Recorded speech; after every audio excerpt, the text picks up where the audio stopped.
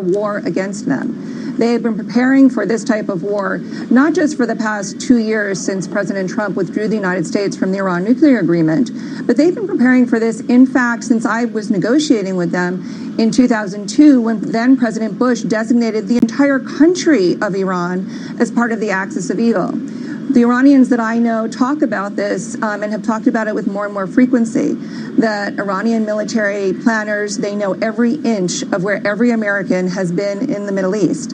And not just Americans, but our allies. Every desalination plant in the United Arab Emirates, in Saudi Arabia, every embassy, every business. The Iranians know that territory extraordinarily well. It's a country of 85 million people, highly educated, a really developed country in many, many ways. And they can mobilize millions of men between the ages of 18 and 35 very, very quickly. And Hillary, to that point, when you say that this is a country that has been preparing for a possibility like this for years, preparing how? What would this look like? And we keep hearing the term asymmetric warfare today on the heels of this strike. Well, Iran has both an incredibly developed conventional military capability. They have millions of men that they have currently under arms and can call up very quickly. They've developed an entirely indigenous conventional military force with missiles, ammunition, all sorts of guns, and every type of military armament that other very developed countries have. They've created that indigenously when the U.S. pulled out after the 1979 Iranian Revolution. On top of that, they have developed networks all over the region and really all over the world, but very much first and foremost in the region. General Soleimani, the general that was killed, he personally, but not just he, everyone in the Revolutionary Guard and the Quds Force developed these networks, whether they're in Iraq, Turkey, Lebanon, Syria, Yemen, Saudi Arabia itself, the United Arab Emirates. Throughout the region, Iran has these type of networks, and they constantly surprise the United States in their capability. I would argue that Iran is perhaps the most capable foe that the United States has set to go to war with since World War II. We're really in for a quite stunning year ahead. We should mention we are expecting, in fact, to hear from the president fairly soon. We will join him.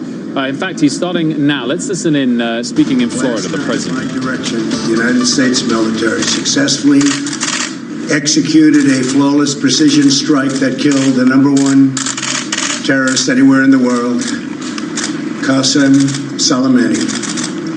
Soleimani was plotting imminent and sinister attacks on American diplomats and military personnel, but we caught him in the act and terminated him.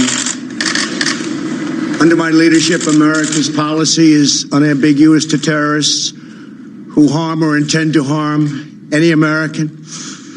We will find you. We will eliminate you. We will always protect our diplomats, service members, all Americans, and our allies. For years, the Islamic Revolutionary Guard Corps and its ruthless Quds Force under Soleimani's leadership has targeted, injured, and murdered hundreds of American civilians and servicemen. The recent attacks on U.S. targets in Iraq, including rocket strikes that killed an American and injured 4 American servicemen very badly, as well as a violent assault on our embassy in Baghdad, were carried out at the direction of Soleimani. Soleimani made the death of innocent people his sick passion, contributing to terrorist plots as far away as New Delhi and London. Today, we remember and honor the victims of Soleimani's many atrocities, and we take comfort in knowing that his reign of terror is over. Soleimani has been perpetrating acts of terror to destabilize the Middle East for the last 20 years. What the United States did yesterday should have been done long ago. A lot of lives would have been saved. Just recently, Soleimani led the brutal repression of protesters in Iran, where more than 1,000 innocent civilians were tortured and killed by their own government. We took action last night to stop a war. We did not take action to start a war. I have deep respect for the Iranian people They are a remarkable people with an incredible heritage and unlimited potential. We do not seek regime change. However, the Iranian regime's aggression in the region, including the use of proxy fighters to destabilize its neighbors, must end, and it must end now. The future belongs to the people of Iran, those who seek peaceful coexistence and cooperation, not the terrorist warlords who plunder their nation to finance bloodshed abroad. The United States has the best military by far anywhere in the world. We have the best intelligence in the world. If Americans anywhere are threatened, we have all of those targets already fully identified, and I am ready and prepared to take whatever action is necessary. And that in particular refers to Iran. Under my leadership, we have destroyed the ISIS territorial caliphate. And recently, American Special Operations Forces killed the terrorist leader known as al-Baghdadi. The world is a safer place without these monsters.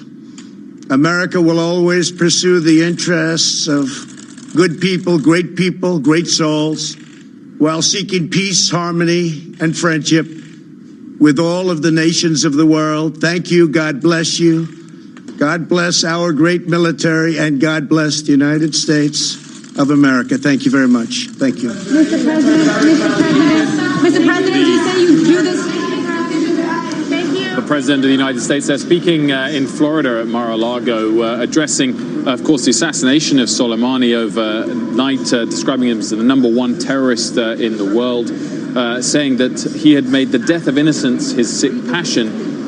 Also outlining that this action was not in order to start a war and not seeking regime change, underlining as ever that the U.S. is ready and prepared to take whatever action is needed. Eamon Jabber's still with us, as is Hilary Mann Leverett. Eamon, first to you, your take on what we just heard from the President.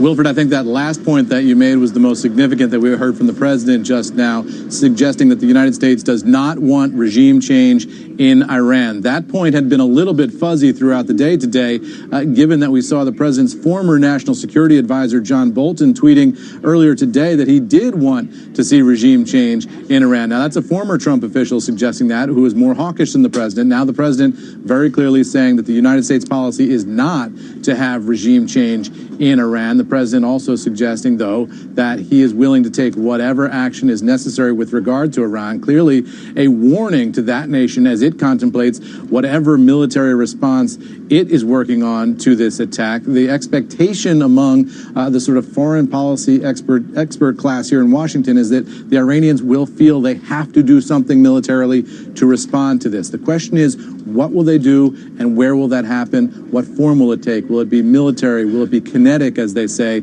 Or will it be some kind of a cyber strike or economic strike on oil shipping in the region? All of that unknown, but the President there sending a clear message to the Iranian leadership that he is prepared to respond in kind, depending on what it is that they choose to do next. So the President saying he is a friend of the Iranian people, but that Soleimani had been one of the world's worst terrorists, needed to be dealt with, should have been dealt with long ago, and he was prepared to do that yesterday.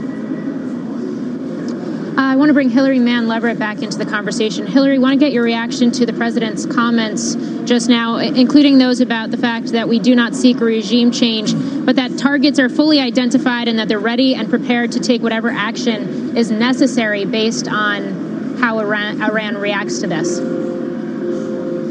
My reaction both to what the President has just said and my understanding from speaking to people both at the White House and who speak to those there is that the President was very much focused on domestic politics here, and this decision was taken in a very hasty, rash way. The concern very quickly developed over the past week that it was almost shock that Iraqi militias could get so close to the U.S. Embassy in Baghdad, could essentially storm the U.S. Embassy in Baghdad, burn it down, and that President Trump would be looking at his own Benghazi moment, that time back in 2012 when the U.S. Diplomatic compound in Benghazi, Libya, had been stormed and our U.S. ambassador there killed. Both President Trump in his 2016 campaign, and even more significantly, Secretary of State Pompeo, when he was a congressman, they used that incident to vilify then Secretary of State Hillary Clinton and President Obama as feckless leaders that didn't stand up for Americans. My understanding is that President Trump and Secretary Pompeo were scared that they would have their own Benghazi moment with the embassy U.S. Embassy being stormed in Baghdad. And they rushed 750 U.S. troops there to prevent that from happening, and they're now sending thousands of more troops. This really puts President Trump in a corner. He now has to justify legally that he took this action because of some imminent terrorist attack that General Soleimani, the Iranian general, was going to carry out. But General Soleimani is a strategic planner. He's not the person that does plans every incident or goes down to the minute details. So he's not the person who would have been planning any particular incident. He's the strategic planner for Iran. So this idea that he personally was planning some imminent terrorist attack, that really just doesn't hold water. I think they're trying to backpedal now to come up with a legal justification where their concern was really much more political. That my concern as someone who looks at political risk is that their political concern over having another Benghazi has opened the door for them to have an all-out regional war. Well, we hope that, of course, won't be the case, Hillary, but thank you very much for your thoughts this afternoon, Hillary Mann Leverett. Our thanks also to Eamon Javers. Still ahead, we all will have much more on the rising tensions in the Middle East and the impact on your money when we speak with former U.S. Defense Secretary William Cohen and Council on Foreign Relations President Richard Haass. And after the break, Tesla is a bright spot in today's session, hitting new highs after fourth quarter deliveries topped estimates. What it means for investors in the new year, that's coming up next. Do you have concerns about mild memory loss related to... Hello, I'm Nat Coombs from ESPN's The Nat Coombs Show, which admittedly is 1 out of 10 for original podcast name, but 10 out of 10 for NFL chat. Every week, we're dropping 4 episodes with an all-pro lineup of terrific guests, journalists, comedians, players, coaches, you name it, all getting you up to speed with everything gridiron. The Nat Coombs Show, American football, British accent. Add to your favorites and listen on TuneIn.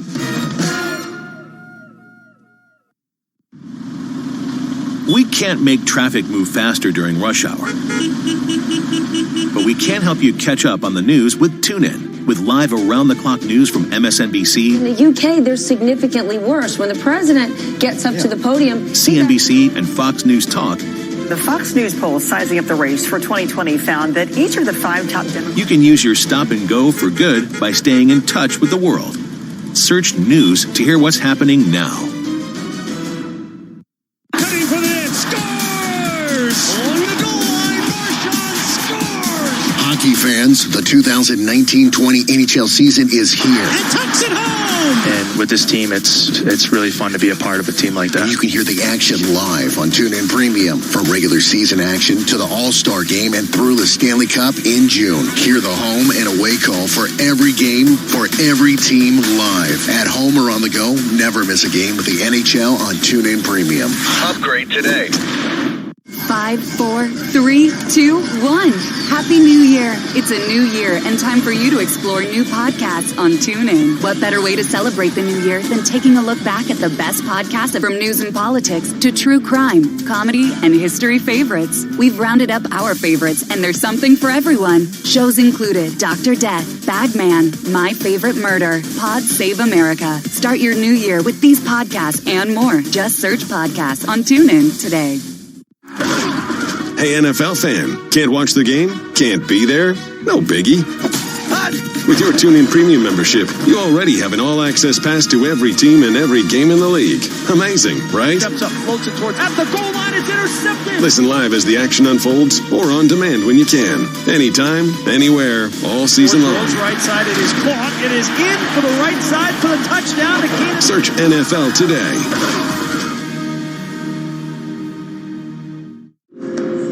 Welcome back to Closing Bell. Tesla hitting all-time highs again today after 2019 deliveries came in just above the low end of estimates. Phil LeBeau has more in Chicago. Phil.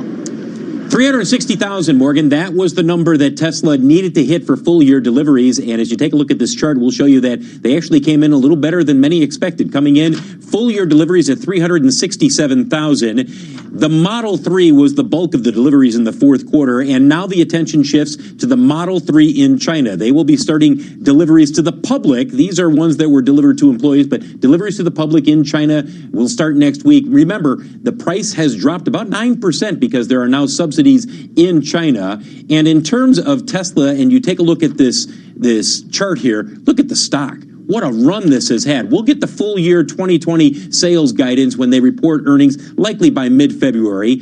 And one last thing, guys. When you look at the market cap of Tesla versus the other U.S. automakers, Tesla now tops $80 billion. That is the market cap for Tesla, above $80 billion. There you see GM, Ford, and Fiat Chrysler, far lower market caps. Guys, this is not something people expected just a year ago when Tesla had a lot of questions about the Model 3 ramping up deliveries and productions, but clearly a blowout end of 2019 for them. Yes. I guess apply the same multiple, though, Phil, to the others, and you've got a slightly different chart there.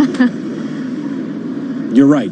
Absolutely, you're right. Well, look, I don't think people expected Tesla ever to have the third largest market cap of any automaker in the world. Toyota's number one, then you have Volkswagen. But by the way, Tesla's nipping at the heels of Volkswagen. I think Volkswagen is like 88, 89 billion. So they're not far away from Volkswagen. Yeah. Phil, thanks so much for that. Jim, what's your take on Tesla? So here's the thing. I mean, you brought up the multiples. So you place that same valuation on the other car companies.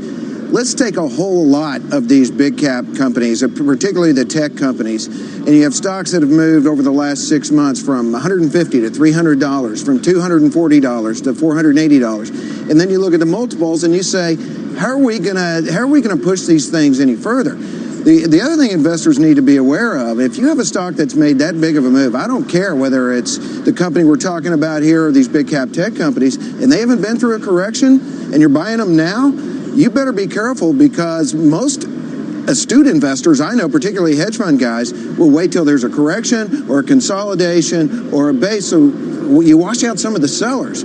When you're buying a stock that looks like that, you've got a lot of people that could step in and take profits right after you, and you better be careful, because you're in for a big air pocket if that happens. Tesla having another good day, up 3.5%. The broader market down about 211 points on the Dow, about 0.6% on the S&P. Here are the key things driving the action. Stocks are falling from record highs after the military strike in Iraq ratchets up tension in the Middle East. Plus, weak data from the U.S. manufacturing sector rekindles fears of slowing economic growth. And the Fed minutes show some officials are worrying that low rates may encourage too much risk-taking by investors. It is time now for a CNBC News Update. We go to Sue Herrera for that. Sue. Thanks so much, Morgan. Here's what's happening at this hour, everyone. The Senate was gavelled into session after the holiday break, and Senate Majority Leader Mitch McConnell took to the floor to celebrate the operation that resulted in the death of Iranian military commander Qasem Soleimani.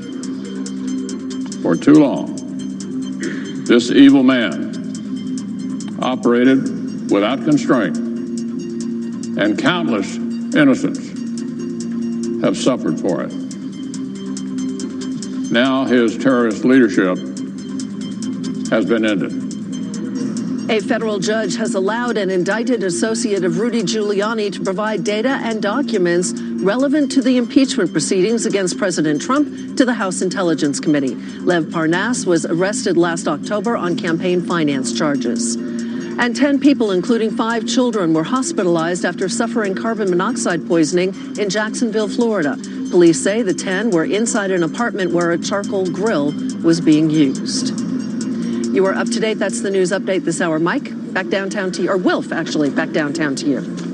Sue, thank you so much for that. See you again next hour. But let's now get over to Mike for the second installment of The Dashboard. Mike. Thanks. So if I could have taken it straight from Sue, but we can do it this way as well.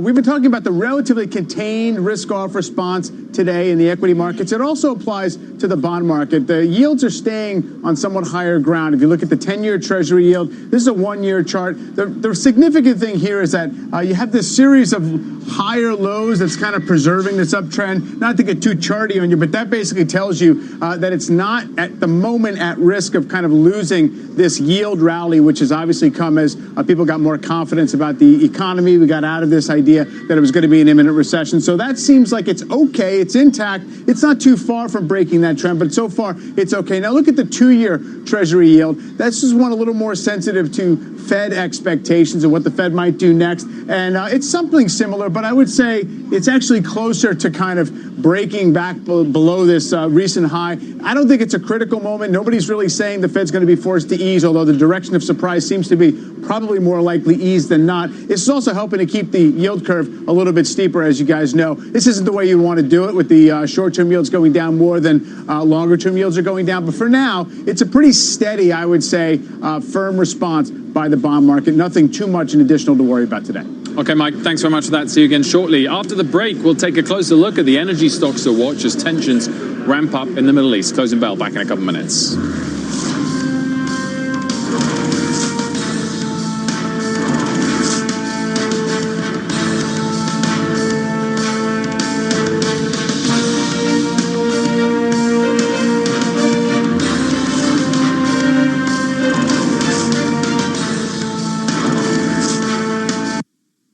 The Bond Report.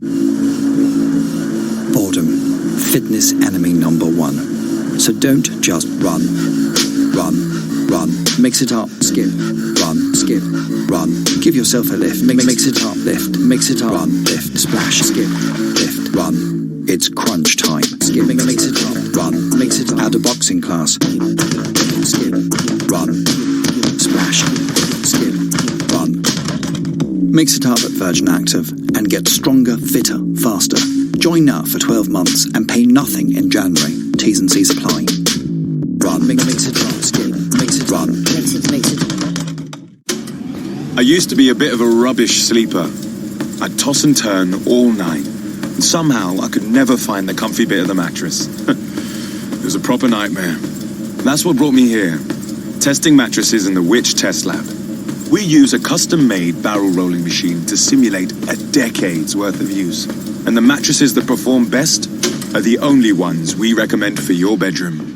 Which tests harder so you can buy smarter. Visit which.co.uk. The puck drops. 12 players face off to win. The suspense is pure torture, but you wouldn't miss this for the world. TuneIn brings you every minute of the NHL season. Listen live to hockey when it matters most on TuneIn. Are you curious what others are listening to on TuneIn? Head to the trending section under Browse to see the most popular stations and podcasts among TuneIn listeners right now. Check it out. You might just discover something new for yourself. You love TuneIn for live breaking news from CNN, MSNBC, Fox, CNBC, and more. But when you can't catch your favorite show as it airs, it might just be a click away as a podcast. Search your favorite news station to explore all the on-demand news shows on TuneIn. Want TuneIn to remind you when the big NFL game is about to get underway? Be sure notifications are allowed on your phone and search NFL on the TuneIn app. Find the game you want to hear under events and tap Notify Me. We'll let you know exactly when it's time to listen in for kickoff. Don't want to miss a second of the NFL playoffs? Set reminders with TuneIn to stay in sync with the postseason. Just make sure notifications are allowed on your phone and search for your team on the TuneIn app. Find the game you want to hear and tap Notify Me. We'll let you know exactly when live coverage begins. This is not a commercial. This is a reminder. With TuneIn Premium, you could be listening to more music commercial-free. Get over 45 commercial-free music stations. Visit TuneIn.com/premium to upgrade. Welcome back to Closing Bell. Oil prices getting a boost as tensions rise between the U.S. and Iran. Joining us now by phone with the energy stocks to watch, Pavel Molchanov, Senior Vice President and Energy Analyst at Raymond James. Pavel, thanks for joining us today. In terms of the move higher we've seen in crude, how sustainable is this? And how likely is it that we see some sort of counter reaction from Iran that actually disrupts supply? Well, the key question is indeed whether Iranian retaliation will cause a physical supply disruption. So we have seen this movie before. Last September, of course, Iranian-backed Houthi groups attacked Saudi oil fields. shut down 5 million barrels a day of supply, only temporarily, of course, but that was still the biggest supply disruption in almost 30 years. If Iran were to play that card again, we could see a repeat of that. The ultimate, of course, would be if Iran were to try blockading the Strait of Hormuz, because 1/6 of the world's oil supply, about 15 million barrels a day, goes through that every single day. That would be an extreme reaction. It would crush the Iranian economy. Classic example of cutting off their nose to, spite their face. But nonetheless, that is in the realm of possibility. To what extent is that likely versus military response in your assessment? It's not likely, precisely because it would have the effect of crushing Iran's own economy. Iran would be completely cut off from all international trade, oil and otherwise. So it seems a very remote possibility that the Iranians would want to pull that, play that card, unless their back were well and truly to the wall.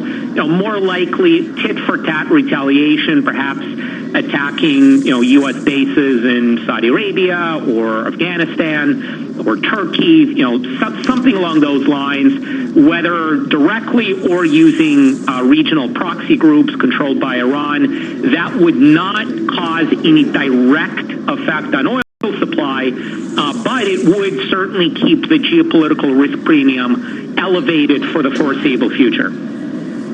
Pavel, a question on the actual stocks that could have the most exposure.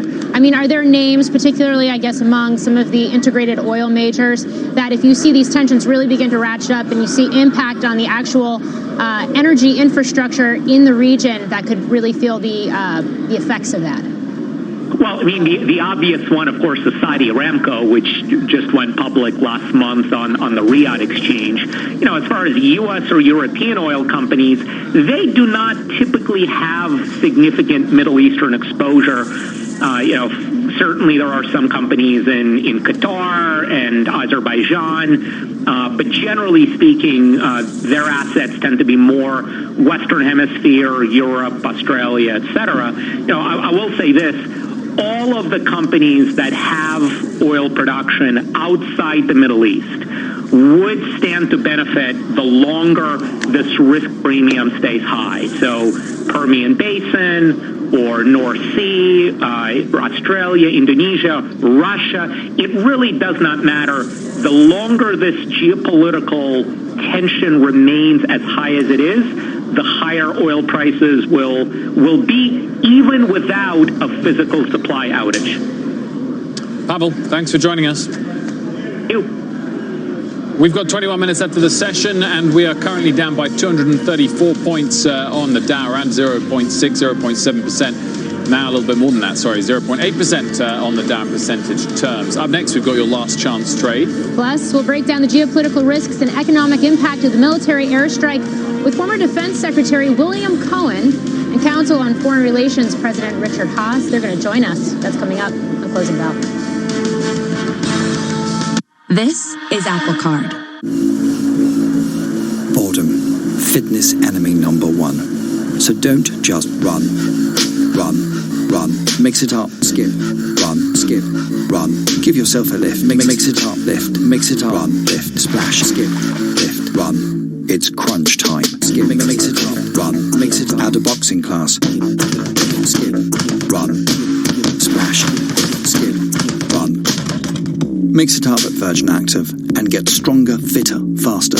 Join now for 12 months and pay nothing in January. T's and C's apply. Run. Mix it up. Skip. Mix it. Run. Mix it.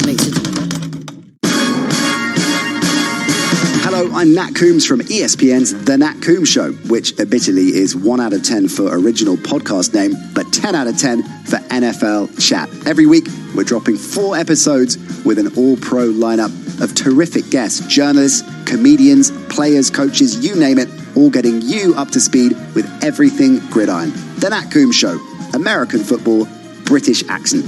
Add to your favorites and listen on TuneIn. Upgrade to TuneIn Premium and get over 45 commercial-free music stations. You'll also get live commercial-free news, plus live play-by-play games from NFL, MLB, NBA, and NHL. Visit TuneIn.com/premium to upgrade. Smart Sports Wagering Talk is now on TuneIn. This is Brett Musburger. The Better Network is now on TuneIn. Search BETR. Be better informed. Be better prepared. And remember, cash and tickets is what it's all about. Pascal gobbles up the rebound and slams it down. Get your favorite NBA team right here on TuneIn. A step back, deep three is up and in. Search NBA on TuneIn and hear all the action. The NBA lives on TuneIn. Cutting for the net, scores! On the goal line, Marchand scores! Hockey fans, the 2019-20 NHL season is here. And tucks it home! And with this team, it's really fun to be a part of a team like that. And you can hear the action live on TuneIn Premium. From regular season action to the All-Star Game and through the Stanley Cup in June. Hear the home and away call for every game, for every team live. At home or on the go, never miss a game with the NHL on TuneIn Premium. Upgrade today. Hey, NFL fan, can't watch the game? Can't be there? No biggie. With your TuneIn Premium membership, you already have an all-access pass to every team and every game in the league. Amazing, right? Steps up, floats it towards, at the goal line, it's intercepted! Listen live as the action unfolds or on demand when you can. Anytime, anywhere, all season long. Right side, it is caught. It is in for the right side for the touchdown to Keenan. Search NFL today.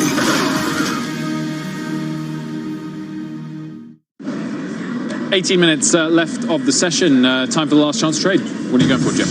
I like biotechs this year. I like them on corrections. I think you have to be very careful buying individual names because they can be very news-driven and volatile.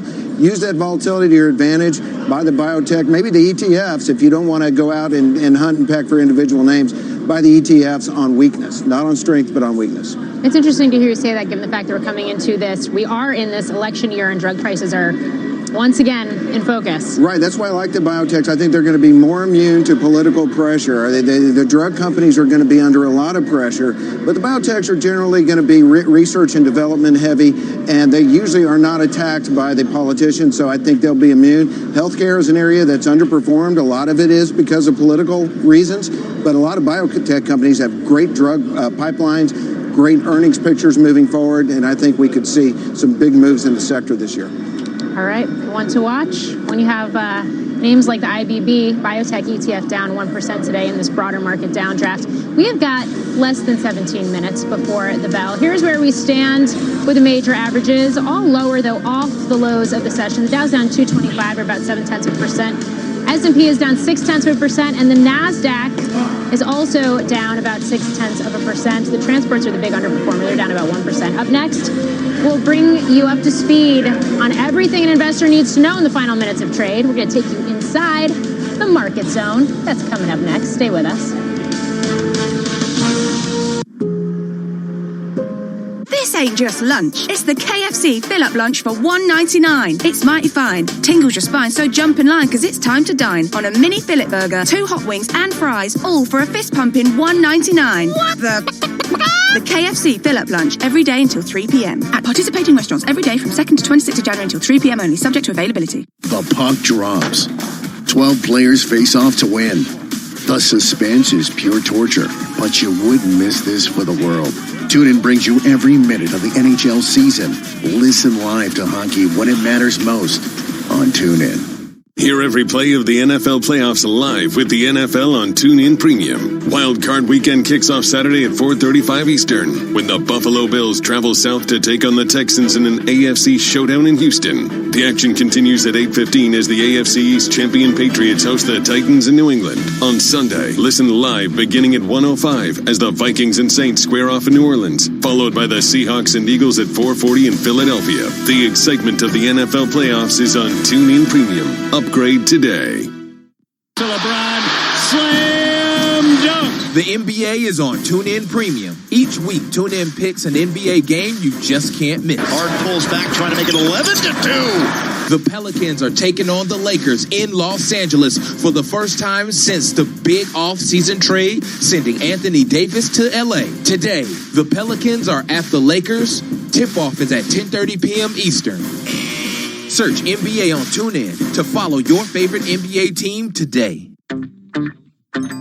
Smart sports wagering talk is now on TuneIn. This is Brett Musburger. The Better Network is now on TuneIn. Search BETR. Be better informed. Be better prepared. And remember, cash and tickets is what it's all about. Want to hear about the latest and greatest things to listen to on TuneIn? For reminders of the biggest live sports games, debates, and breaking news stories, follow @TuneIn on Facebook, Twitter, and Instagram to stay connected with the audio that matters to you. 5, 4, 3, 2, 1. Happy New Year!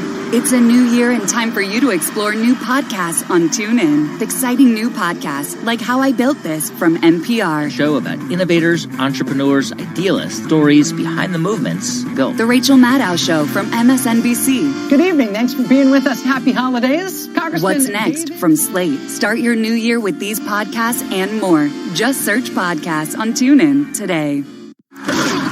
Hey, NFL fan, can't watch the game? Can't be there? No biggie. With your TuneIn Premium membership, you already have an all-access pass to every team and every game in the league. Amazing, right? Steps up, floats it towards, at the goal line, it's intercepted! Listen live as the action unfolds or on demand when you can. Anytime, anywhere, all season long. Right side, it is caught. It is in for the right side for the touchdown to Kansas. Search NFL today.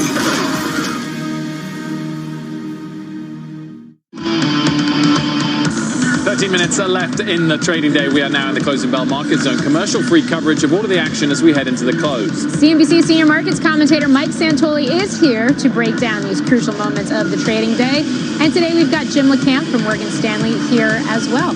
Let's kick things off, though, with how energy stocks are trading today following U.S. military strike. Seema Modi has a look at that for us. Seema. Morgan, the risk of retaliation from Iran is being reflected in higher oil prices, which came very close to breaking above $70 right now in the high 60s at 68.63. The big question is if Iran attempts to disrupt the transportation of oil through the Strait of Hormuz, a major gateway to the world's oil industry, or take aim at Iraq, the fifth largest producer of oil in the world. Experts say both options could lead to substantial supply delays and higher shipping costs. Now, the energy producers like BP, ExxonMobil, and Chevron initially traded higher. Since then, some of them have actually given up their gains. And worth noting, ExxonMobil confirming that it is tightening security over fears of retaliation at one of its refineries in Iraq. Will, back to you. Seema, thank you very much. Mike, still some way off when this would start to be a fear for the economy? Oh, for sure. In terms of price, I think so. I mean, for most of 2018, we were above 70 or thereabouts in crude oil. So I still think right now it's a manageable expense. Obviously, even in the consumer price index, it's not a particularly heavy weight. So I don't think that's the necessary concern at this point. Although the energy sector obviously has not really been able to capitalize on this commodity move. Yeah, Jim. I mean, in the meantime, and I know we sort of started the show with this, but you had that weaker than expected ISM manufacturing number as well, and I can't help but think that some of the macro data could potentially put a lid on the move higher in crude as well. I'm glad you brought that up, because when you look at the energy sector, you think maybe it's a perfect storm. You've got a dollar that was recently weak. You've got a rig count that's down. But here's the thing. If you don't get global growth, you're not going to have a sustainable move in oil prices over a long period of time. You can also point to the valuations of the sector and say they're pretty cheap. So in many ways, the sector looks good. But again, a lot of it banks on this trade deal, creating a reacceleration of global growth, fiscal stimulus in Europe. None of it's happened yet. And so I think you have to wait and see there. And we think GDP is going to be somewhere around 1.8. And that's not going to really beget higher oil prices. Just over 10 minutes left in the session. We're down 0.7% on the S&P 500. Only one sector in the green, that's real estate. Everything else is in the red, including airline stocks. Bob Pisani's diving into those for us. And Wilf, airlines are weaker on a somewhat knee-jerk reaction to the higher oil prices. But as Jim noted, this is a very different world than it was 10 or 15 years ago. So you see some of the big airline stocks down about 3-4%. American, Delta, all just off of their lows, as you can see here. There is an ETF for this. We did have a nice move up in some of the big ETFs there. That's JETS, up 15 to 20% in the fourth quarter. And there was some hopes there of trade talks improvement and a better global economy. There's the fourth quarter for that JETS, that global jet ETF. But it's a very different world because the operating expenses are a lot different than 10 or 15 years ago. 15 years ago, oil was 25% of the fuel costs at the highest points. Today, it's only 10 to 15%. Labor is the biggest component. 55% goes to other things like maintenance, parts and labors, airport fees, marketing, promotions. Very different world than 10 years ago. Guys, back to you. Bob Pisani, thank you. Mike, I think just about every component of the Dow transports right now is in the red. It's the worst performing of the averages today. It's down almost 1%. How much of this is Iran and how much of this is just the fact that this is an average that, quite frankly, has lagged everything else up until now as well? It has lagged. I do think it just suffers on a general day when people are retreating a little bit from the global cyclical story. And also, I mean, higher energy prices are not usually the main mover of this group, but it doesn't help in a day like today. I mean, obviously, we came into this. Obviously, the Dow transports have not been a leadership group, but they have been up off the lows. So airlines, it's been a little bit of a struggle. They had a 20% move off the lows as a group, and I do think they get a margin squeeze out there. There's a little more capacity and all the rest of it. So I don't think it's basically an economic bellwether call saying, oh, no, people are worried about, something about the travel industry. It's just about where these stocks are positioned. Jim, your take on these names? Again, it goes back to a global growth story, and we're not seeing much global growth right now. There's an expectation that we're going to get it through most of Wall Street, but it's really slow in coming, and there's really not a lot of hard evidence that it's happening yet. We are expecting fiscal stimulus again out of Europe. That could boost certain parts of the global economy. We think it's going to be sluggish. And so for airlines that are naturally a volatile and kind of cyclical group, I think it's going to be tough to play these this year. Yeah. Do you put any stock in Dow theory? Or do you think that's just... I'm glad you brought that up because a lot of people now are using the transports as a surrogate. I mean, the information technology stocks as a surrogate for the transports, saying that really a better reflection of global economic indication is the semiconductor index. So they're using the Dow and the SOX instead of the Dow and the transports. And I think that there's a lot of validity to that. Interesting. All right. U.S. military action in the Middle East has raised the chances of an outright conflict between the U.S. and Iran, according to Capital Economics. That firm estimating a conflict could shave 0.5 percentage point or more off of global GDP. Earlier today on CNBC, Fed President Charles Evans and also Robert Kaplan weighed in on the escalating tension and the political economic fallout. The FOMC has positioned us well for 2020. We've got some risk management positioning in the current setting, and I think it's one where inflation can go up above 2%. That's without, any oil price uncertainties, which obviously put another story into play. In terms of energy production, we're much more energy self-sufficient. So because of that, you'll see these events in the Middle East. They'll have an effect, but it's going to be more muted than we might have seen historically. Meantime, Mike, we did get those Fed minutes. Yeah. Looks like risk of recession seems to have dulled quite a bit, at least from the Fed standpoint. For sure. And most of the commentary within the minutes is that, the committee's very comfortable with the Fed doing nothing from this level. And I think that the real hope and the expectation and the intention, all those things come together. We hope that the data coming in substantiate that stance. And, I think the markets would be good with that, too. There was a little bit of commentary about some members saying, look, we don't really love the idea of promising low rates for a long time because of financial imbalances that could develop. But that's really almost like a standard, disclaimer, I think, that central bankers will throw out. They've expanded their balance sheet. And you can tie the move in December right after they expanded the balance sheet. And so a lot of people are wondering whether the repo market is going to continue to cause the Fed to be expanding the balance sheet. And while it may not be QE, sure looks like it, breathes like it, walks like it, and talks like it. It certainly coincided with that move, yes. But it also coincided October 11th with the, hey, we have a trade deal. Right. So it's not as if, to me, that you can't draw the line between the balance sheet and people buying stocks very directly. So maybe it's an atmospheric condition that has helped, sure. At least. Yeah. We've got 5 minutes left. We're down 219 points on the Dow. Shares of retailer L Brands are jumping after an upgrade at Bank of America. Courtney Reagan's got the story for us. Hey, Court. I will. So this was an interesting one. Bank of America upgraded trading Victoria's Secret and Bath & Body Works parent L Brands to buy from neutral. Now, shares are down more than 30% last year, but Bank of America says, look, the inexpensive valuation, it's part of the attractiveness here, along with that high dividend, 6.5%. The firm calls Bath & Body Works, quote, one of the best stories in retail with its sales trends and EBIT contribution to the overall total. Bank of America calls for a potential stabilization at ailing Victoria's Secret. But then in a twist, midday, Jefferies actually advising investors to sell L Brands on the rally that this Bank of America note spurred, shares still up more than 7%. Back over to you. Courtney Reagan, thank you. Mike, I mean, it's really been a tale of two retail sectors in a sense, just even the last couple of days, last couple of weeks. Names that continue to outperform and have outperformed versus the ones that have done poorly and are continuing to sell off. Yeah, big box, omnichannel, everyone loves it. We know the story. They have a higher valuations, and then discounters. But the L Brands, if you have a lot of mall stores, if you're leveraged toward clothing, like the Gap or something like that, has not worked. Now, this is an interesting call because Victoria's Secret has been so weak for so long that now Bath & Body Works is a more material part of the whole company. And so it's a little bit of making a positive out of a negative, I do think, and that's why you can actually hinge on it. It is interesting. These stocks look really cheap, but it hasn't mattered for a long time. Jim, how are you positioned in retail for the year ahead? There's a real bifurcation, and brand names have a tremendous amount to do with it. And everybody's saying, like, we got a retail apocalypse. They are talking about brick and mortar stores. They're not talking about overall sales. Overall retail sales have really been pretty good. So I'm constructive on very, very select retailers, particularly those that have very strong brand loyalty. Mike, back to the broader markets, the level of selling we're seeing today, down 0.6% on the S&P 500.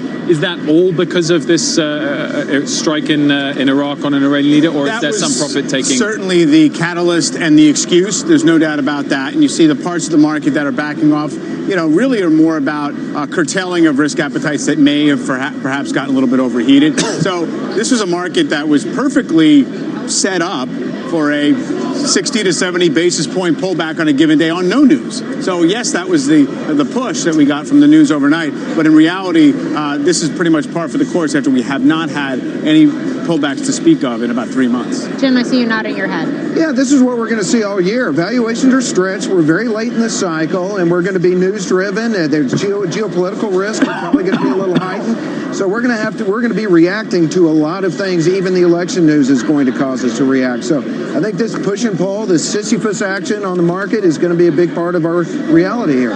Sisyphus.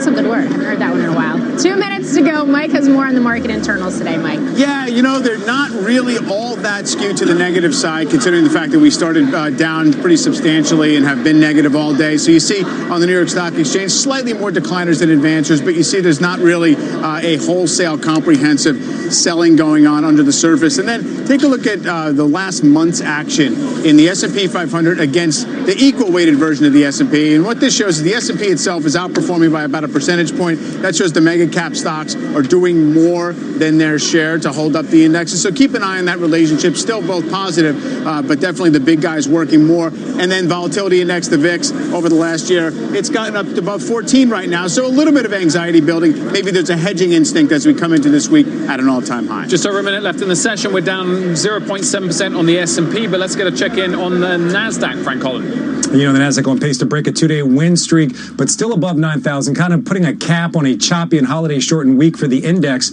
Tesla, the best performer, up about 3% after beating delivery estimates, also likely benefiting from concerns that fuel costs might get higher after that Iraq attack. Tech names trading higher as we approach the closing bell. Charter Communications up 1%, VeriSign up 2%. The IBB and the SMH ETFs both trading down about 1%. The IBB coming off one of its best years since 2014, still down about 3%. FANG names trading lower, still Facebook and Alphabet trading near all-time highs. Now over to Bob Pisani at the New York Stock Exchange. We tried for a rally, Frank, but we didn't quite make it. We're ending not far from the lows for the day, 268 points or so, the week lowest point for the Dow Jones Industrial Average. Metal stocks, emerging market stocks, bank stocks, all weaker today. Oil stocks mixed. Here's the closing bell. Dow Jones Industrial Average ending down 220 points for the day.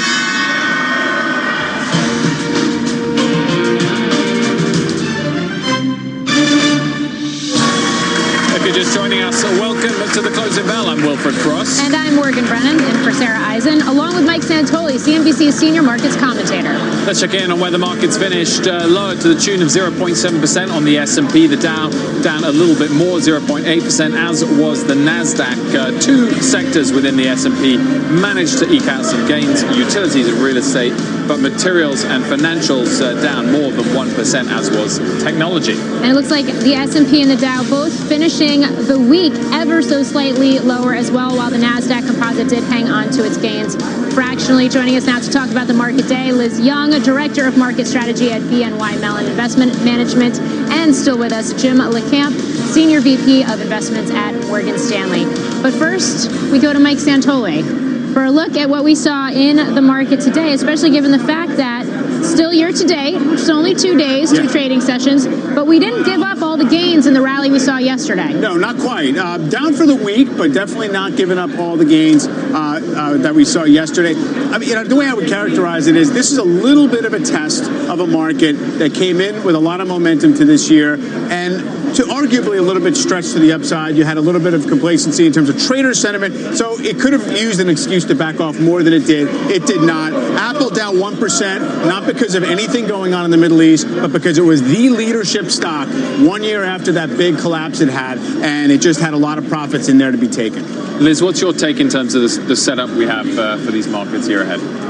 For the year ahead, I'm still pretty optimistic, and I really tend to not be an alarmist. So something like what happened today is an idiosyncratic event, and that's an event that a lot of traders can take advantage of. That's not something that I think investors should try to take advantage of. So going through 2020, we're probably going to have a lot of headline risk and things that come in and shock us day to day. It's going to take more than this to scare investors out of the market, though. Geopolitics, though, for the year ahead could be something that elevates volatility, but you think investors have to look through that? Sure, and I think one of the biggest risks that investors face right now is that going into the end of 2019, everything was looking so good and everybody was so optimistic that I'm not confident that everyone was diversified properly. So once we go through parts of 2020 and we have our own political risks here and then everything that's going to go on around the globe, you have to have the right kind of diversification in a portfolio to withstand that, but you still have to stay fully invested. I want to get into that a little bit more too, but first, Jim, I want to get your take on the market today. I mean, perhaps not surprising we're not ending at the lows of the day, but perhaps not surprising to see some of this risk come off the table, given the fact that we are going into a weekend and we don't know how this is going to play out, right? I think what you're seeing is there's still an underlying bid in this market, and all of our sell-offs have been rather contained. One of the reasons for that is this has not been an irrationally exuberant market at all. We may have had some complacency, but retail investors have been selling this market all year and buying bonds with interest rates at all-time lows. So you don't have a lot of people that are giddy about this market at all, and so you've seen people step in and buy when the market's down. That being said, I agree with Liz. We need to diversify this year. Value should do better versus growth, which it hasn't done in a long time. I think the dividend players are going to be pretty attractive names to be in, emerging markets, and I think energy, again, should be an okay sector this year on corrections. All right. With that diversification word, Liz, then I ask you, what does diversification look like to you? What are you telling your clients? Diversification on a broad asset class level, number one, looks like the stock and bond mix. And you have to have the right kinds of bonds in a portfolio to actually offset stock volatility. And what that is traditional duration. It's not high yield. It's not leverage loans. We still see quite a few risks in that space. So you have to have traditional bonds in there, which are going to feel like a ball and chain a lot of times. Corporate investment grade is still a good place to be. And then on the equity side, I think it's okay still to own cyclicals. I think it's okay to own growth. I don't completely buy into the value is going to start outperforming just because it hasn't for a long time. I need more proof than that. And we believe that there's going to be a trade deal in 2020, whether it's in January or at least by summer. If that happens, you really would have to make the case that financials would somehow do better than technology, and I can't make that case. So let me challenge that just a little bit for you, because we have seen some evidence. In the fourth quarter, we saw the financials move. We saw energy names move. These are a big part of the value index. Yep. Secondly, technology has already priced in a whole bunch of growth. I mean, if we look at where valuations are, particularly on large cap technologies, man, they're priced to perfection. So how are we going to play that out? At some point, we are seeing some moves with value. We're seeing very stretched valuations on growth. How do you reconcile that? But the thing is, I mean, just to step in quickly, when have we been at all-time highs for the S&P and value just grabs the baton and goes? Right. That's true. That's kind of not the way it usually When goes. was the last time you saw a 10-year bull market of growth?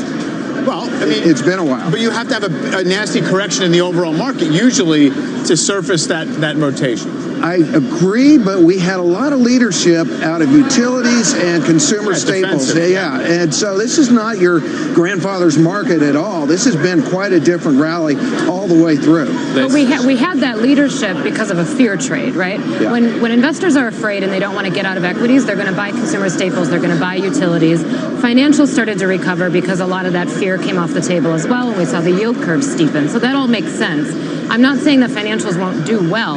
I just think if we have a trade deal in 2020, technology still does better. Healthcare might have some volatility, another big part of growth drivers there, but I don't think that healthcare is going to be the biggest topic in the election. Everyone, stick with us. Let's get back to Eamon Javers in Washington for the latest on the U.S. military strike that killed a top Iranian general. Eamon. Yeah, Wilfred, that's right. The president speaking in Florida over the past hour, offering his first on-camera comments about that U.S. strike that killed that Iranian general in Baghdad last night. The president saying that Qasem Soleimani's reign of terror is over. Here's what he said.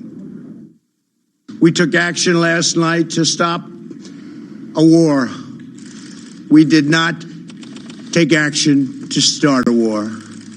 I have deep respect for the Iranian people. They are a remarkable people with an incredible heritage and unlimited potential. We do not seek regime change.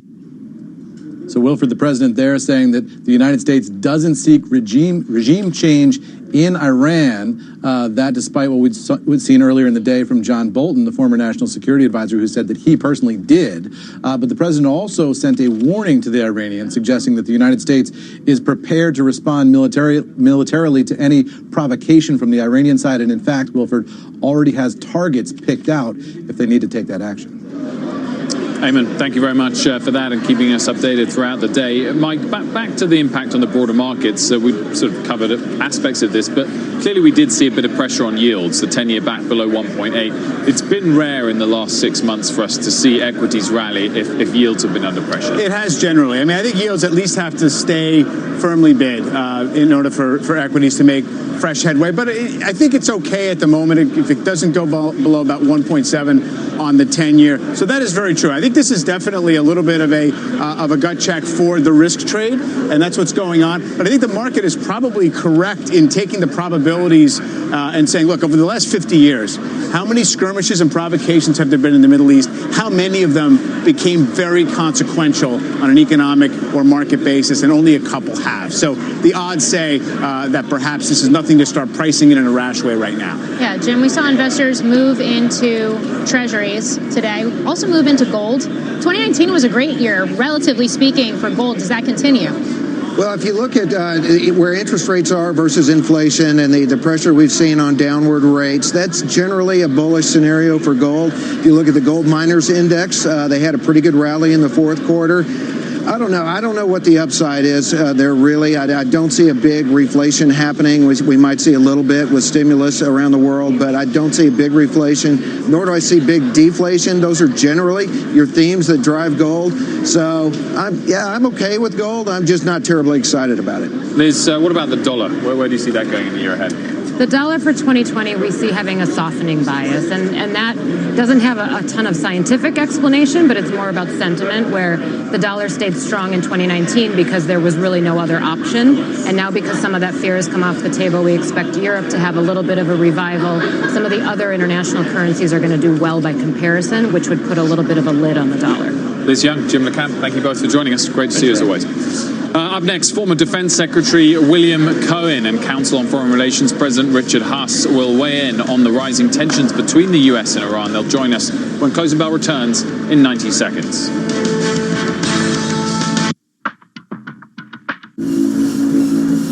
Boredom, fitness enemy number one. So don't just run. Mix it up, skip, run, skip, run. Give yourself a lift, mix it up, lift, mix it up, run, lift, splash, skip, lift, run. It's crunch time. Skip, mix it up, run, mix it up. Add a boxing class. Skip,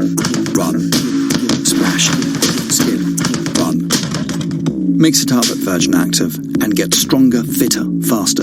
Join now for 12 months and pay nothing in January. T's and C's apply.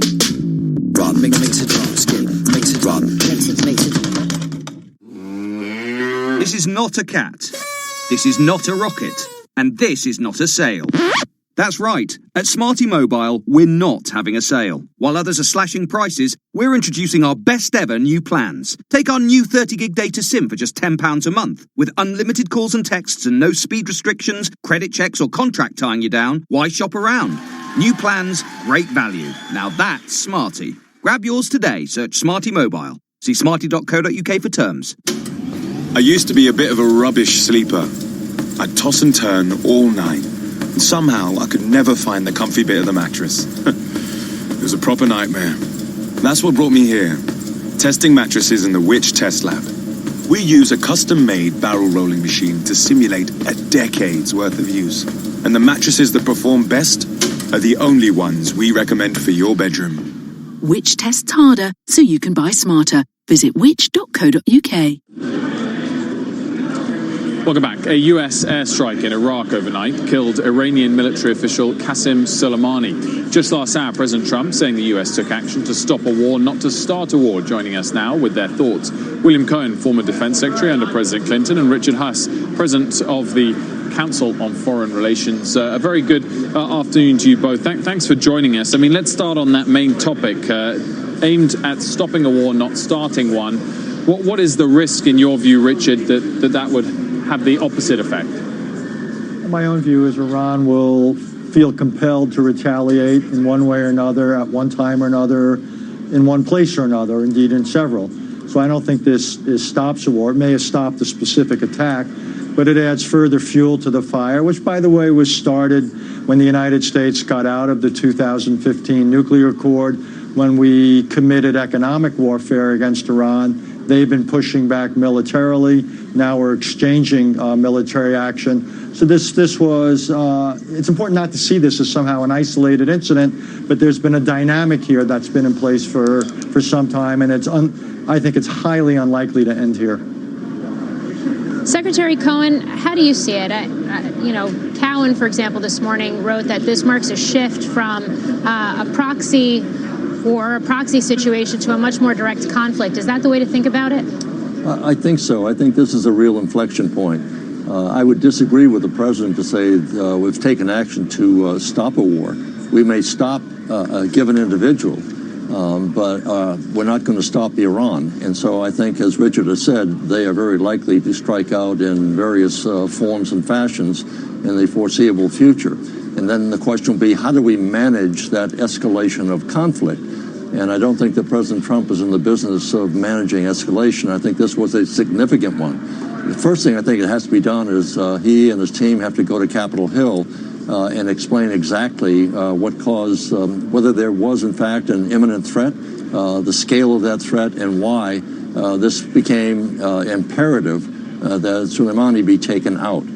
We've looked at him for a long time. He's been certainly a threat to us for a long time, but you have to say, why now? And if the president's intelligence is correct, I think he'll enjoy support for a tactical success. But I think we have to then ask ourselves, what is the long-term strategy? What is Plan B? What happens when they respond? And how do we manage that, et cetera? So I think it's tactically successful for the moment. Strategically, I have yet to hear a strategic plan laid out in terms of what we're trying to achieve with Iran. Secretary Cohen, if things do escalate from here, who are the key players that might side with Iran that could make things increasingly difficult for the U.S., whether in the region or further afield, like Russia and China? Well, Russia and China certainly will be opposed to us having taken this action or escalating it even further. But you have the military and paramilitary groups in Iraq, certainly in Iran. You have them in Lebanon with Hezbollah. So there are any number of supporters of the Iranians throughout the entire crescent in the Gulf. Now, UAE will be happy with this. Saudis will be happy with it. The Israelis may be happy with this in terms of taking out Soleimani. But the risk has gone up substantially, I think, in the region, and I think we have to protect our people in Syria in particular. We have a very light footprint in Syria, and I think those forces there have to be beefed up substantially.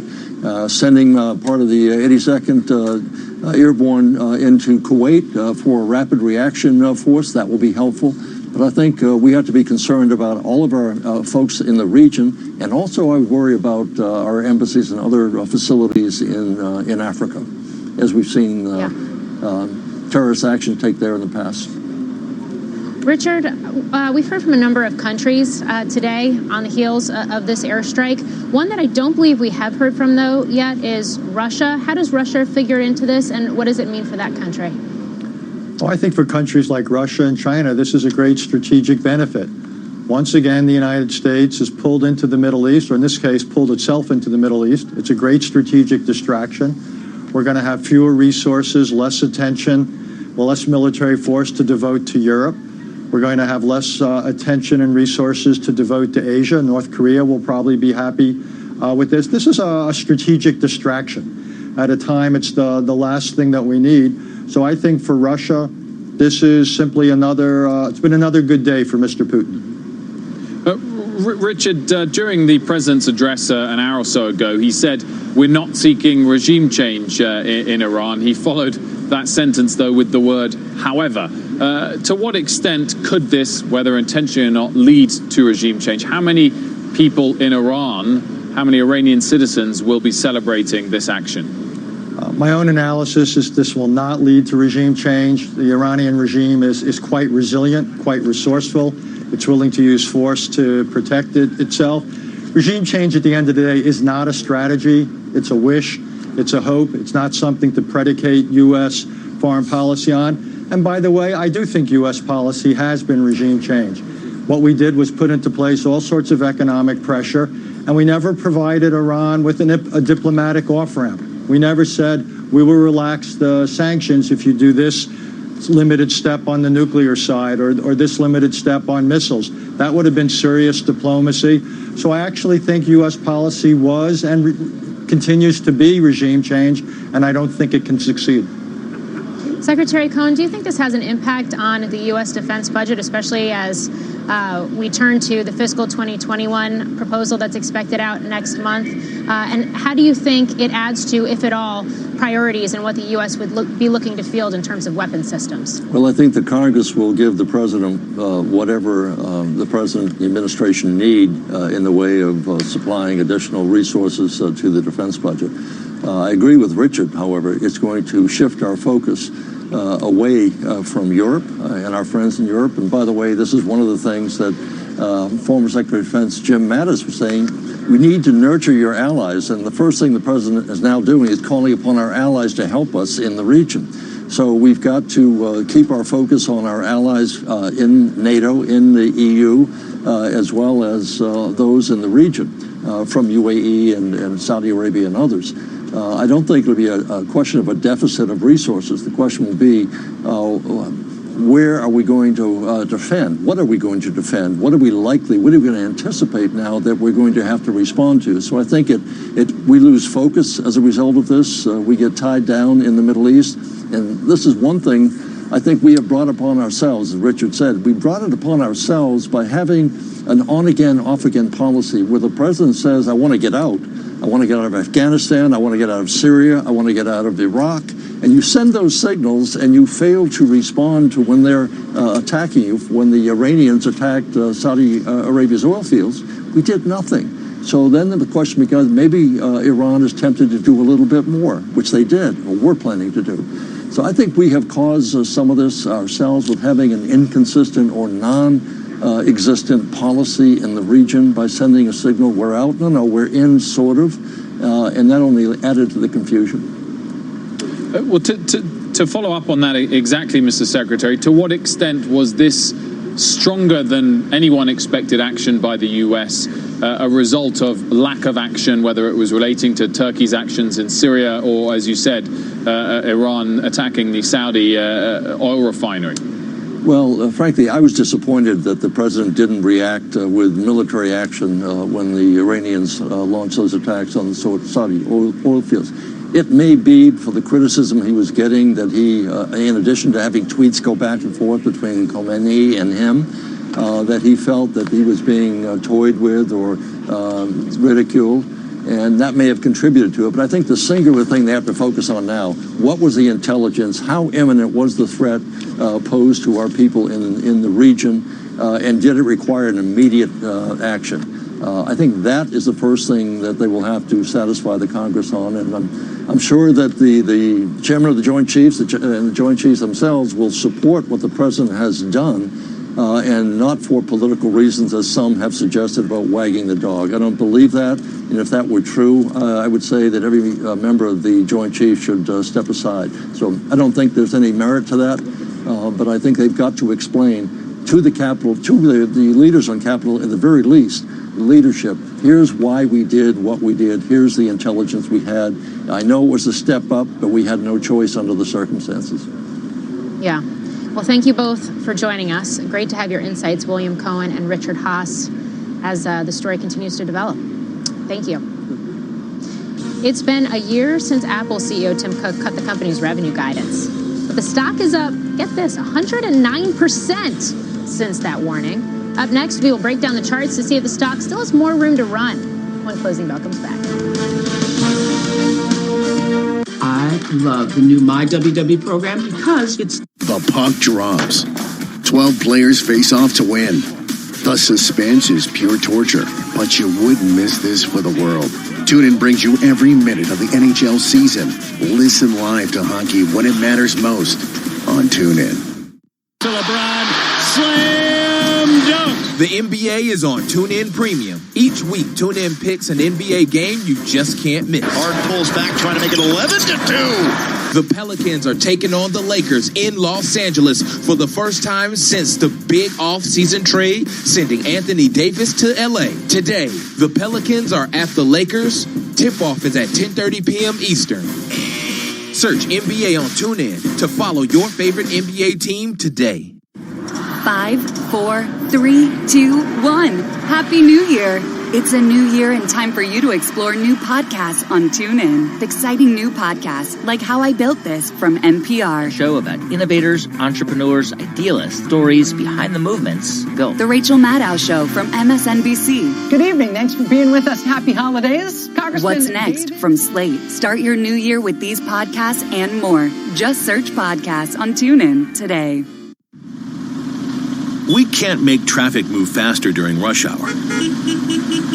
But we can help you catch up on the news with TuneIn. With live around-the-clock news from MSNBC. In the UK, they're significantly worse. When the president gets up to the podium... CNBC and Fox News Talk. The Fox News poll sizing up the race for 2020 found that each of the 5 top Democrats... You can use your stop and go for good by staying in touch with the world. Search news to hear what's happening now. NFL playoffs are here. Make sure you don't miss a minute of this year's postseason action by setting a reminder on TuneIn. Just make sure notifications are allowed on your phone and search for your team on the TuneIn app. Find the game you want to hear and tap Notify Me. We'll send you an alert just in time for kickoff. You might already know that TuneIn allows you to listen to all the pro sports leagues wherever you go. But did you know TuneIn is also home to the wide world of college sports? Open three, DeAndre Hunter got it! Handoff Carruthers, big hole right side. He leaps and he surges in. Touchdown! From live college football, basketball, and baseball games to podcasts and coaches shows fueling your love for the game in your school. And the best part is, it's all free. Search college sports to find your team or league. Welcome back. Let's send it over to Mike Santoli for his third dashboard of the day. Mike. Morgan, what's a hilltop orchard? It is a place where apples grow to the skies. Take a look at this chart of Apple. An incredible accelerated extender, especially recently, and amazingly orderly. After this pullback in the spring, August, September barely even happened in terms of a pullback for Apple, which did happen in the broad market. Now, this leaves it in a relatively extended condition. You saw it was down about 1% today, really just taking a rest at that $300 mark. Here's a chart showing the distance of the stock price from its 200-day average. So when this is high, it means that it's really accelerated well above its longer-term one-year trend. This is from Jonathan Krinsky at Baycrest partners as of yesterday coming into today. So it exceeded 30%. It's about 33% above that 200-day average. That seems like an extreme, although it has been more extreme. In 2012, this is when it previously made this crazy sprint to, at the time, $1,000, I believe, was the price, because it had been prior to the 7-for-1 split. So it has gotten more overheated, but not all that much more. On the other hand, street sentiment, analyst consensus on the stock is still not particularly bullish on an overall basis. You saw a couple of price target increases today, I believe from B of A and RBC Capital, but that was just because the stock price had blown up through their target, excuse me.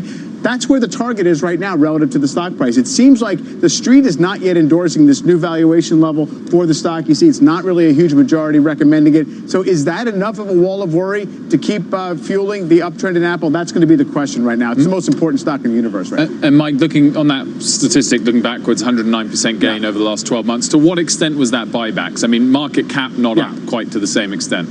It's always impossible to identify, but I think buybacks are a very powerful part of the Apple story as opposed to the overall market because we know they can perpetually fund them. They've been aggressive about it. Warren Buffett, as every share Apple buys back, it means Buffett owns a bigger percentage of this company because he really hasn't sold any besides some minor trimming recently. So all that means is there's this perception of scarcity, even if it's not genuine scarcity, a perception of scarcity. When I say it's the most important stock, I mean for portfolios, not as a bellwether of the economy or of the overall market. Mike, thank you, as always. Coming up next, here on Closing Bell, we will discuss the latest details about former Nissan chairman Carlos Ghosn's flight from Japan, when we're joined by former Toyota USA president Jim Press, who knows Ghosn personally. And later, find out why a cultural shift at Google has led to an exodus of executives when we speak with the company's former head of international relations. Whether you've enjoyed the legendary terrain and Telluride. This is not a cat. This is not a rocket. And this is not a sale. That's right. At Smarty Mobile, we're not having a sale. While others are slashing prices, we're introducing our best ever new plans. Take our new 30-gig data SIM for just £10 a month. With unlimited calls and texts and no speed restrictions, credit checks or contract tying you down, why shop around? New plans, great value. Now that's Smarty. Grab yours today. Search Smarty Mobile. See smarty.co.uk for terms. The puck drops. 12 players face off to win.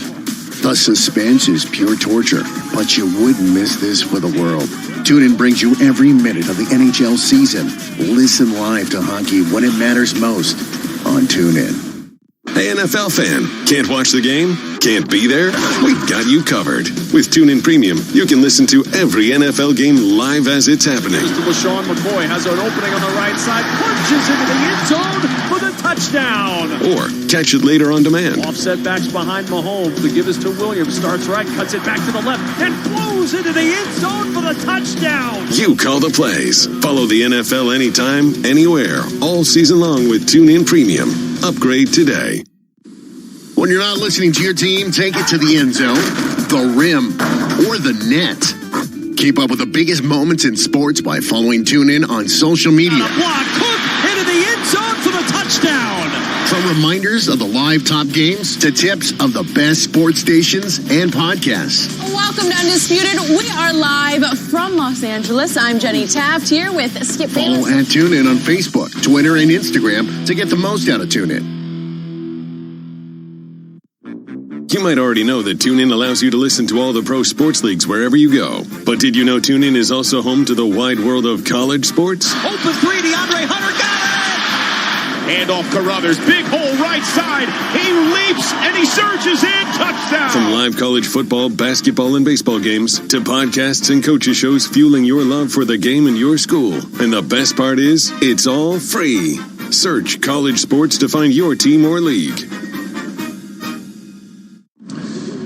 Welcome back. Time for a CNBC News Update with Sue Herrera. Hi, Sue. Hello, Wilf. Hello, everyone. Here's what's happening at this hour. On Capitol Hill, Senate Minority Leader Chuck Schumer took to the Senate floor, saying the president sidestepped Congress in ordering the airstrike, which killed Iran's top general, Qasem Soleimani. The operation against Soleimani in Iraq was conducted, however, without specific authorization and any advance notification or consultation with Congress. I'm a member of the Gang of Eight, which is typically briefed in advance of operations of this level of significance. We were not. Actress Jane Fonda holding her 13th climate change protest in Washington. She was joined by fellow actor Sam Waterston, who was then arrested by police during the protest. According to the protest website, next week will be the last rally in Washington before Fonda heads back to Los Angeles. And rapper DaBaby appearing in court after being arrested on one count of battery in Miami Thursday night. The Grammy-nominated rapper, whose real name is Jonathan Kirk, will stay in jail until further notice with no bond. You are up to date. That's the news update this hour. Morgan, I will send it back downtown to you. I feel like every Friday we see a story about Jane Fonda, the latest, and it's another co-star in her Grace and Frankie show. Yes, it has keeping track here. It has been an ongoing passion of hers for some time, but she's ending that because she has to go back to Los Angeles. Apparently, there's a project there that she's going to be working on, so we will see. We will see what happens next. All right. I wonder if it's the next season of that show. All right, Super Rare, have a great weekend. Know. Thank you. You too. Carlos Ghosn, the former head of Nissan, is attempting to clear his name in Lebanon after fleeing Japan earlier this week. Ghosn faces a number of charges, which he denies, including hiding income and enriching himself through payments to dealerships in the Middle East. We spoke several times with Carlos's wife, Carol Ghosn, on Closing Bell, where she raised concerns about doing business in Japan and the way in which the country turned on her husband. Look at my husband, a businessman who saved Nissan from bankruptcy, who spent 20 years dedicated to this company and made it flourish and helped the economy of Japan. And they arrest him by surprise. They don't even question him. And he spends this much time in a detention center. And we still don't know the end results. We don't know if he's going to get a fair trial. I think we're seeing the dark side of Japan Inc., where we see this inward closing culture that is biased to foreigners.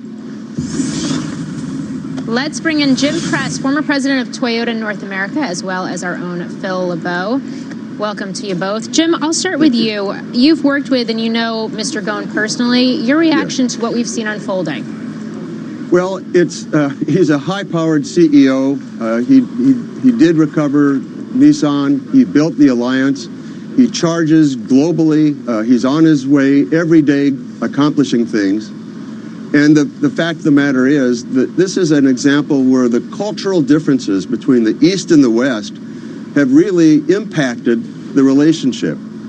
I think that, his rise to fame is a bit of a loss of face for the Japanese. And of course, if they found some issues that they were concerned about, they're going to use them to try and bring them down. Now, I don't know anything about the charges or what may have happened. Hopefully the facts will come out. But he's been waiting to have a fair trial. He's been there over a year. And if you take a look at the comments that have been made recently, the trial may not even occur until sometime in 2021. And so I think he was looking at his options, and he chose to leave so he could tell his story, clear his name, and maybe get his life back in order. Phil, to the question of his legacy when he was in charge at Nissan Renault, how successful was he? How significant a leader was he?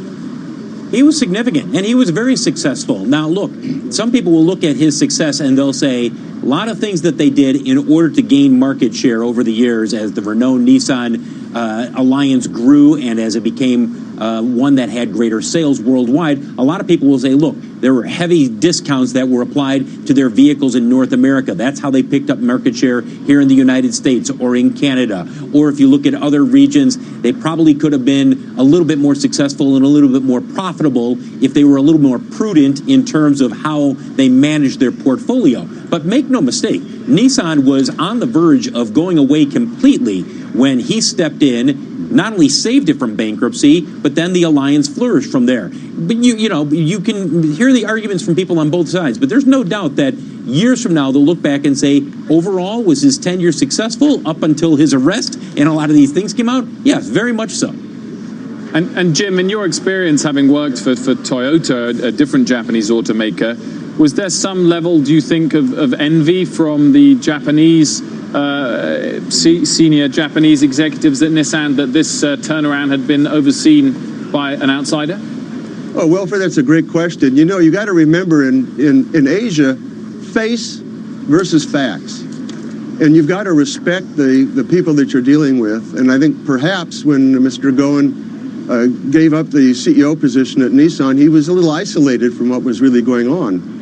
And the dynamic was that Nissan became the highest profit piece of the alliance, but was still retained as a smaller share of the overall total. And I think there was some resistance there. And there is a problem, not just for foreigners, but in Japan, the nail that sticks up gets pounded down. Nobody takes credit for everything. He got a lot of publicity and credit for it. And so I think that's part of this cultural difference. And what we're seeing is that gap he's fallen in the middle of. And that hopefully through this, there will be a lot of understanding, the better communication and coordination between Asian and Eastern businesses. Jim, should foreign business leaders be a little bit more nervous today than, let's say, a decade ago for taking a senior executive role based in Japan? Might they be treated less fairly because they're not Japanese? You know, I don't think so. I think they've got to be more sensitive to the differences and understand that they're in a host country and not to do business the way they are used to doing business. And I feel that there could be the perception, and maybe there's some truth to the fact that the treatment of Mr. Saikawa was different than Mr. Goen, but he was part of the process of uncovering this problem and maybe got some favorability from it. But in general, the environment in Japan is not bad for foreigners. It's not bad for executives. In fact, they need more understanding as well of how the other countries work and how foreigners would operate. So I think that this is a reason for us to have more exchange and not be afraid to go there. All right. Gentlemen, thank you for joining us today, Jim and Phil. Up next, we'll discuss which industries in the U.S. are at the most risk from potential retaliation by Iran. Closing bell, we'll be right back.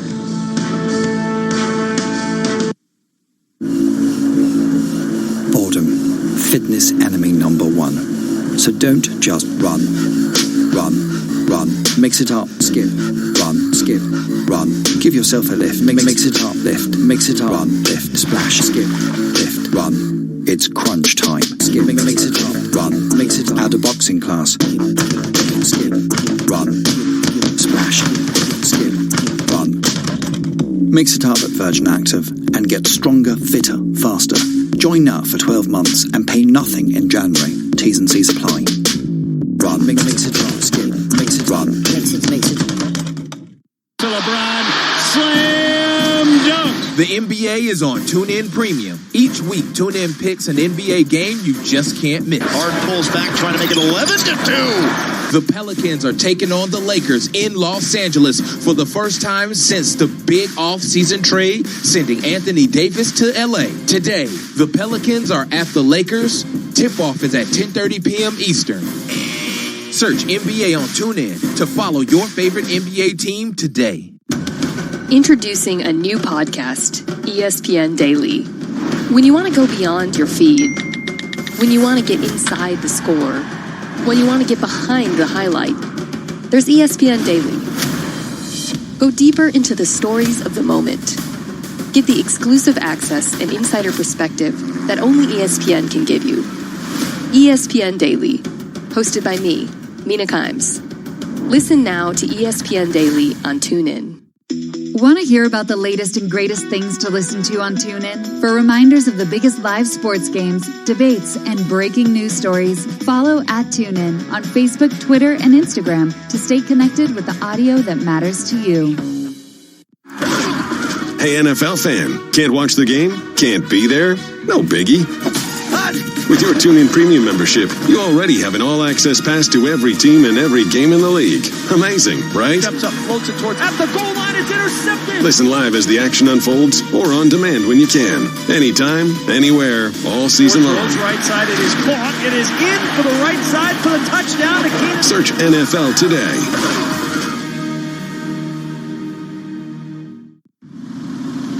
We can't make traffic move faster during rush hour. But we can help you catch up on the news with TuneIn. With live around-the-clock news from MSNBC. In the UK, they're significantly worse. When the president gets up to the podium... CNBC and Fox News Talk. The Fox News poll sizing up the race for 2020 found that each of the 5 top Democrats... You can use your stop and go for good by staying in touch with the world. Search news to hear what's happening now. Welcome back to Closing Bell. Cybersecurity stocks higher today after the U.S. military strike in Iraq in light of a possible retaliatory cyber attack. A note from Evercore ISI today detailing more than 25 politically motivated Iranian cyber actions since 2010, saying, quote, it is likely that the near-term increased tension between Iran and the U.S. could result in reactionary cyber attacks. Joining us for more is Kate Fazzini, CNBC.com technology reporter. Kate, great to have you. I know you've been writing about this as well. What are we talking about in terms of cyber capabilities for Iran? So Iran is actually one of the most capable countries as far as cybersecurity goes. And they have a history here. In 2012 and 2013, they conducted some very successful attacks against banks in the United States. So this financial services sector is really watching this. And those attacks were retaliatory in response to sanctions against Iran. And so if you think about the gravity of the issue that we're dealing with here, it's certainly much more important than simply sanctions. So a lot of observers are concerned about this. And Kate, their capability, they built it up.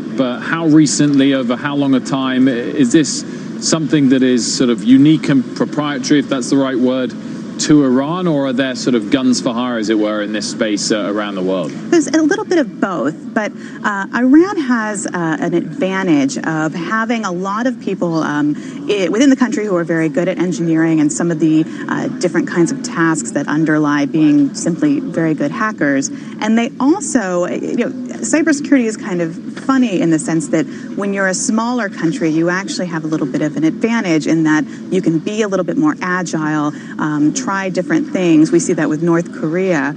Iran has a bit of an advantage there. They also have done a great deal of intelligence gathering through cyber means against the United States. Kate, thanks for joining us. Much appreciated. For more on Iran's cybersecurity threat, do check out Kate's full article on CNBC.com. Coming up next, inside life at Google, the tech company's shifting culture dominating headlines over the last week. We'll sit down with Google's former head of international relations and get his take on why he left the company. That's ahead. You're finally doing it. When you're not listening to your team, take it to the end zone, the rim, or the net. Keep up with the biggest moments in sports by following TuneIn on social media. Block, hook, into the end zone for the touchdown. From reminders of the live top games to tips of the best sports stations and podcasts. Welcome to Undisputed. We are live from Los Angeles. I'm Jenny Taft here with Skip Follow Bayless. at TuneIn on Facebook, Twitter, and Instagram to get the most out of TuneIn. Start hearing more of what you want. Upgrade to TuneIn Premium and get over 45 commercial-free music stations, live commercial-free news, and every live NFL, MLB, NBA, and NHL game. Visit TuneIn.com/premium to upgrade. Heading for the net, scores! On the goal line, Marshawn scores! Hockey fans, the 2019-20 NHL season is here. And tucks it home! And with this team, it's really fun to be a part of a team like that. And you can hear the action live on TuneIn Premium. From regular season action to the All-Star Game and through the Stanley Cup in June. Hear the home and away call for every game, for every team live. At home or on the go, never miss a game with the NHL on TuneIn Premium. Upgrade today. To LeBron, slam dunk. The NBA is on TuneIn Premium. Each week, TuneIn picks an NBA game you just can't miss. Harden pulls back, trying to make it 11-2. The Pelicans are taking on the Lakers in Los Angeles for the first time since the big off-season trade, sending Anthony Davis to L.A. Today, the Pelicans are at the Lakers. Tip-off is at 10:30 p.m. Eastern. Search NBA on TuneIn to follow your favorite NBA team today. Don't want to miss a second of the NFL playoffs? Set reminders with TuneIn to stay in sync with the postseason. Just make sure notifications are allowed on your phone and search for your team on the TuneIn app. Find the game you want to hear and tap Notify Me. We'll let you know exactly when live coverage begins. Are you curious what others are listening to on TuneIn? Head to the trending section under Browse to see the most popular stations and podcasts among TuneIn listeners right now. Check it out. You might just discover something new for yourself.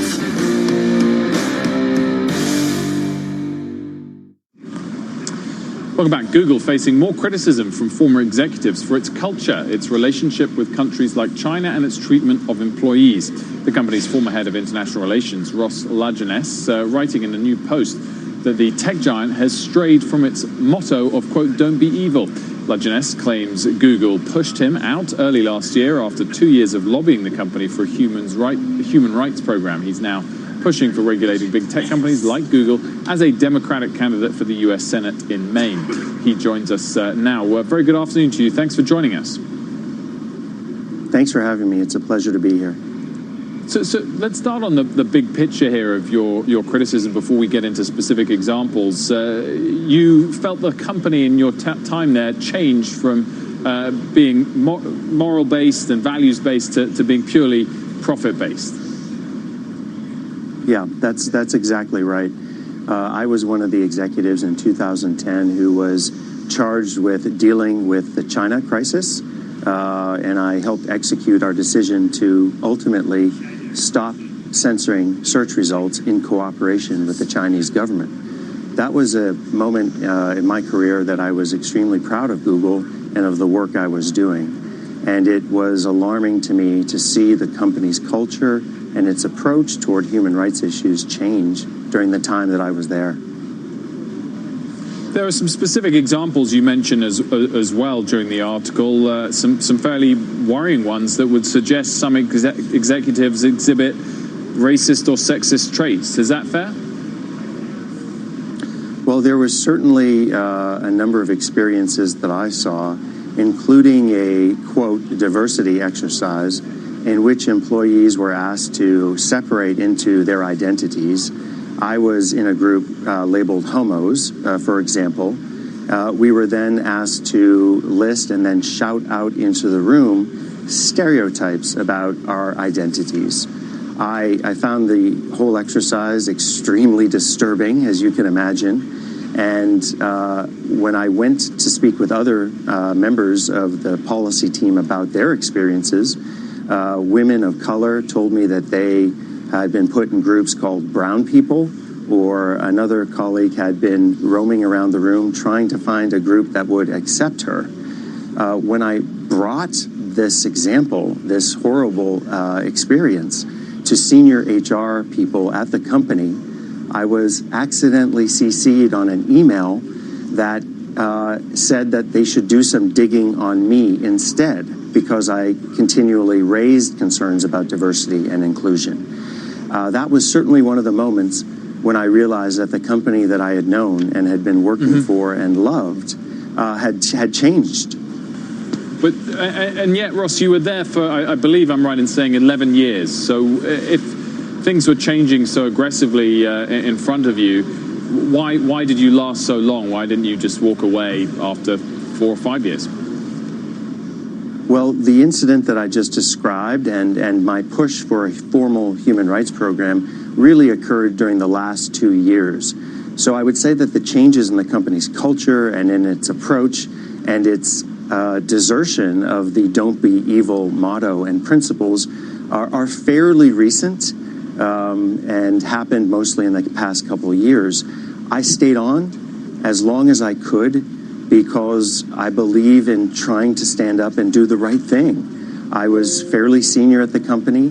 I felt like it was my responsibility to stand up and to speak out for as long as I could. And it was only when the company very transparently pushed me out or tried to push me out as part of a, quote, reorganization. They say they that paid it dawned you, on they me offered that you a my job. time was there. The company, Ross, say they offered did. you a job on the same pay, on the same seniority level. Yes, this is what happened. As part of a reorganization, they took away my job and my portfolio as head of international relations. When I complained and spoke up that this was retaliation for my advocacy for human rights and for my advocacy for women and for the LGBTQ community, they then offered me another job, which was a sideline job, which had very little portfolio. It was a way of buying my silence. And I could have done what many people might have done, which is put my head down, said thank you very much, shown up to work and twiddled my thumb at my desk. We lost that shot there with Ross. Absolutely no intention on losing the shot there. Ross Lajeunesse joining us. We should also mention we did reach out to Google for a response. The company said, quote, we've got an unwavering commitment to supporting human rights organizations and efforts. The commitment is unrelated and unaffected by the reorganization of our policy team, which was widely reported and which impacted many members of the team. As part of this reorganization, Ross was offered a new position at the exact same level and compensation, which he declined to accept. We wish Ross all the best with his political ambitions. Our apologies also to Ross that we lost the signal there towards the end of his final comment. All right, well, still ahead, a major manufacturing divergence. Mike heads back to the telestrator with a look at this key economic indicator and what it could mean for the broader market. We're right back. My mom always told me, a lot of people aren't aware that TuneIn lets you listen to the same terrestrial stations that you pick up on your FM AM dial, except you can hear them from anywhere. To see all the stations broadcasting in your area, find the local radio section on the home screen. Keep it local with TuneIn. We can't make traffic move faster during rush hour, but we can help you catch up on the news with TuneIn. With live around-the-clock news from MSNBC. In the UK, they're significantly worse. When the president gets up to the podium... CNBC and Fox News Talk. The Fox News poll sizing up the race for 2020 found that each of the 5 top Democrats... You can use your stop and go for good by staying in touch with the world. Search news to hear what's happening now. Be better informed, be better prepared. The Better Network is on TuneIn. This is Brent Musburger. Search BETR and start hanging out with me and my guys in the desert weekday afternoons. The Better Network is now on TuneIn. You might already know that TuneIn allows you to listen to all the pro sports leagues wherever you go. But did you know TuneIn is also home to the wide world of college sports? Open three, DeAndre Hunter got it! Handoff Carruthers, big hole.